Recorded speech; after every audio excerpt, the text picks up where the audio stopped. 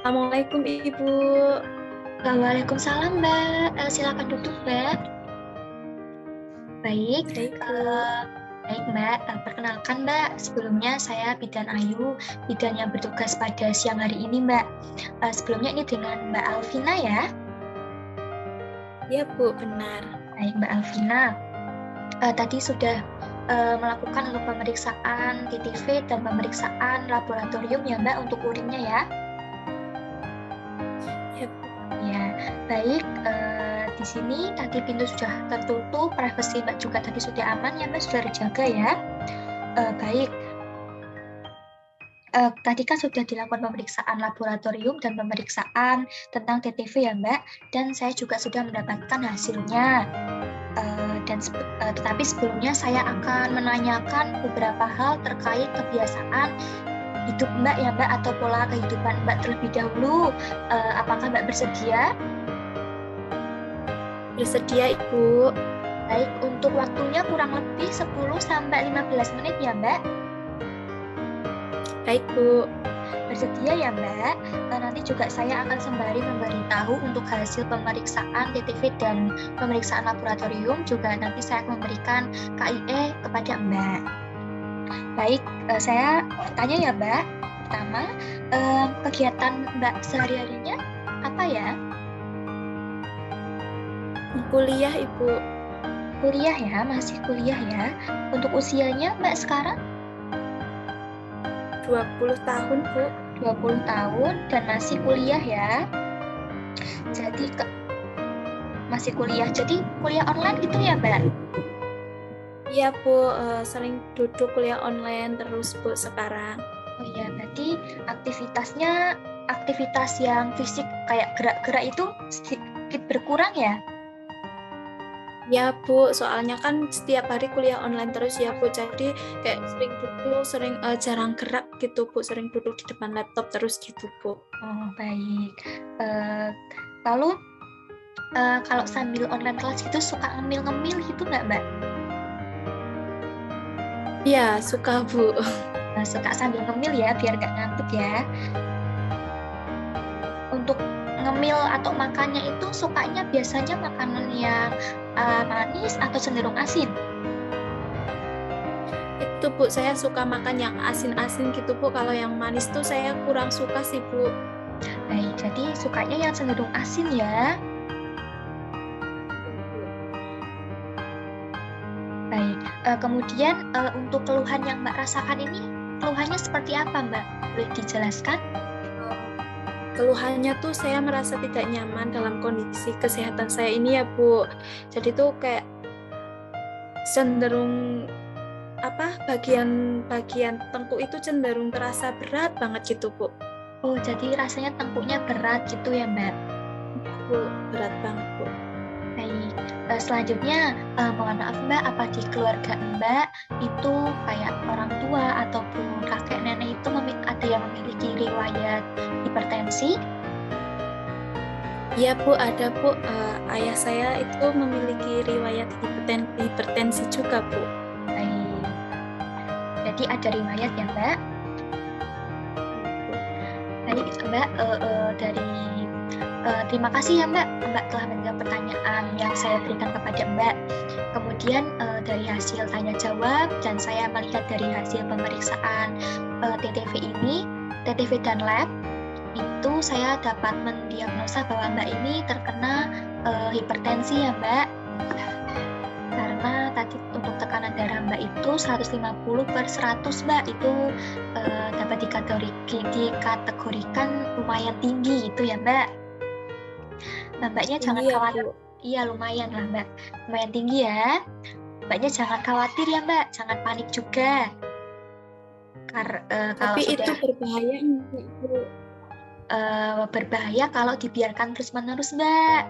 Jadi Mbak harus tahu cara mengatasi dan mencegahnya itu bagaimana biar tidak menimbulkan efek jangka panjangnya Mbak. Baik, kemudian untuk pemeriksaan urinnya Mbak, tadi juga dilakukan pemeriksaan urin ya. Pemeriksaan urin ini saya lihat dari hasilnya itu, dilihat urinnya itu berwarna keruh ya Mbak, dan terdapat butir-butir dalam kekeruhan urinnya itu. Nah, dari analisisnya ini saya dapat menyimpulkan bahwa protein urinnya Mbak itu positif urin plus 2. Nah, jadi positif urin plus 2 ini tuh menunjukkan adanya kebocoran pada ginjal Mbak ya Mbak. Kemungkinan kebocoran ini terjadi karena adanya tekanan darah tinggi ataupun hipertensi, begitu Mbak. Jadi make sense ya dari diagnosis yang saya berikan dan dari hasil lab yang Mbak lakukan ya. Baik, Bu. Baik, sebelumnya sampai sini apakah ada yang ingin ditanyakan atau diklarifikasi terlebih dahulu Mbak? Tidak ada, Bu. Tidak. Kalau begitu kita masuk ke sesi KIE ya Mbak, atau komunikasi, informasi, dan edukasi. Mbak siap? Baik, Ibu. Baik, saya akan memberikan leaflet kepada Mbak. Bentar ya Mbak. Ini leafletnya tentang hipertensi. Apakah sudah terlihat Mbak? Belum, Ibu.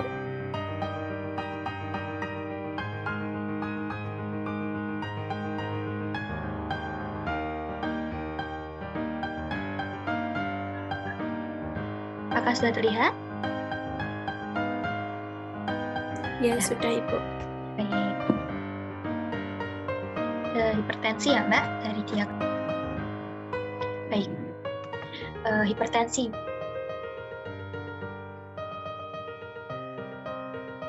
Baik Mbak. Hipertensi. Ini Mbak tahu nggak sih apa itu hipertensi sebelumnya? Tidak tahu, Bu. Belum tahu ya. Baik Bu, baik Mbak. Jadi hipertensi itu tuh bukan suatu penyakit Mbak, tapi itu tuh suatu gangguan tekanan darah yang dapat dicegah dengan penyesuaian gaya hidupnya Mbak. Jadi gaya hidupnya Mbak itu dapat dirubah menjadi gaya hidup yang lebih sehat. Kemudian untuk tekanan darah tinggi itu tuh juga disebut tadi hipertensi ya Mbak. Itu suatu kondisi ketika seseorang itu memiliki tekanan darah yang terukur pada nilai 130/80 mmHg atau lebih tinggi. Jadi tadi untuk Mbaknya kan 150/100 mmHg tinggi untuk hipertensi ini. Begitu ya Mbak? Ya, Bu. Baik, kemudian apa sih hal-hal yang menyebabkan Mbak ini bisa terkena hipertensi di usia yang dapat dikatakan muda ya? Itu tuh dapat yang menyebabkan hipertensi itu dari gaya hidup yang tidak sehat Mbak. Makan makanan yang cenderung asin ya, atau mengkonsumsi makanan yang mengandung garamnya itu berlebihan gitu Mbak. Kemudian merokok, Mbak tidak merokok ya karena wanita ya. Kemudian juga bisa terjadi karena minum minuman beralkohol, terus kurang olahraga. Kan Mbak tadi suka duduk di depan laptop ya karena kuliah online gitu. Mungkin Mbaknya lupa untuk berolahraga gitu. Jadi kurang gerak badannya, kurang aktivitas, kemudian kegemukan ataupun stres. Karena saya juga merasakan ya, karena kuliah online ini pastinya akan membebani mahasiswa ataupun murid-murid, jadi gampang stres gitu ya Mbak. Baik, kemudian untuk gejalanya, nanti Mbak kan sudah sampaikan, Mbak tuh keluhannya berat di tengkuk gejala Mbak. Yang pertama ada sakit kepala, rasa berat di tengkuk yang Mbak rasakan tadi, keletihan, nafasnya itu jadi pendek, terengah-engah, kemudian juga bisa sesak nafas. Kemudian ada juga beberapa orang yang telinganya itu berdengung, kemudian menjadi sulit tidur. Jadi ya, hipertensi ini bisa dicegah dan bisa dikendalikan karena ada pencegahan dan pengendaliannya. Dapat dilihat ya Mbak, pencegahan dan pengendaliannya itu dapat dilakukan dengan mengurangi konsumsi garam sedikit demi sehari, itu kalau bisa ya dilakukan sedikit demi sedikit terlebih dahulu. Kemudian dapat melakukan aktivitas fisik dengan teratur seperti jalan-jalan kaki, jalan-jalan kayak jalan-jalan santai gitu kurang lebih. Kemudian olahraga yang teratur minimal 5 kali seminggu. Kemudian tidak merokok dan menghindari asap rokok. Diet dengan gizi seimbang dan mempertahankan berat badan idealnya Mbak. Begitu ya Mbak. Sampai sini? Belum ada, Bu. Baik, belum ada ya. Jadi sudah mudeng ya Mbak untuk pencegahannya dan pengendaliannya ya. Baik, selanjutnya untuk penanganannya Mbak. Penanganan yang dapat dilakukan ini karena Mbak sudah terlanjur atau sudah didiagnos hipertensi, jadi Mbak itu sehat Mbak, seperti tadi ya, lebih banyak aktivitas, mengkonsumsi makanan yang sehat dan rendah garam.